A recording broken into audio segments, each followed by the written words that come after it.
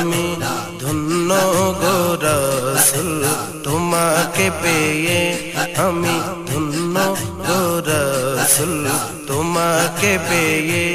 আমি আরো বেশি ধন্য তোমার উম্মত হয়ে ইয়া রাসূলুল্লাহ ইয়া হাবিবাল্লাহ